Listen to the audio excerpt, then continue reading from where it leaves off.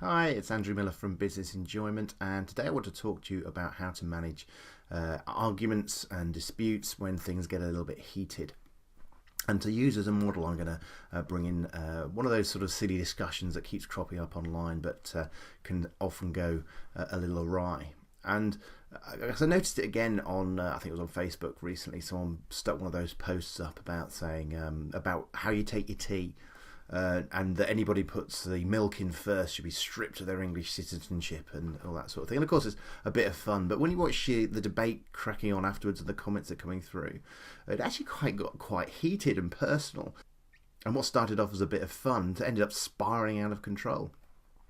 And I thought what was really interesting, as I was looking at the comments that were being made by parties on both sides, is that at the end of the day, they were both wrong. All right, depending on how you look at it. You may have seen one of my earlier posts about how there are no truths and that 1 plus 1 doesn't necessarily equal 2. And at the heart of it, every single argument is based around a miscommunication. And this was exactly what's going on here, because when you look at the concept, the history of tea, traditionally English people put milk in first. That was the way it was done.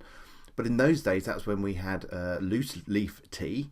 And the tea went into a teapot, and the milk was put into the cups to stop the china from cracking, because hot water would break the cups if going straight in. So you put the milk in first to save the cup. Over time now, of course, loose leaf tea is hardly ever used. We all use tea bags, and the tea bags go in first.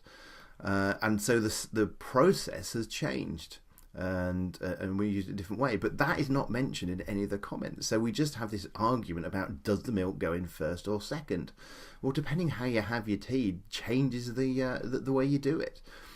So once again, it's one of these things where the full sentence is not explained and we don't understand the context. So just arguing about milk has no meaning because you don't understand the way it's done. That's completely nothing to do with the fact that people just like things in different ways, and therefore the whole argument is irrelevant anyway. But this is the thing we always should be looking at. If ever we're getting into some sort of dispute, some sort of argument, always work on the basis that one of you has incorrectly assumed what somebody else has said, and that may be you, it may be them, it may be both, but always look for the assumption that has been made. I always like to think of it that any argument between two people is two people who are both wrong, but both I think they are more right than the other.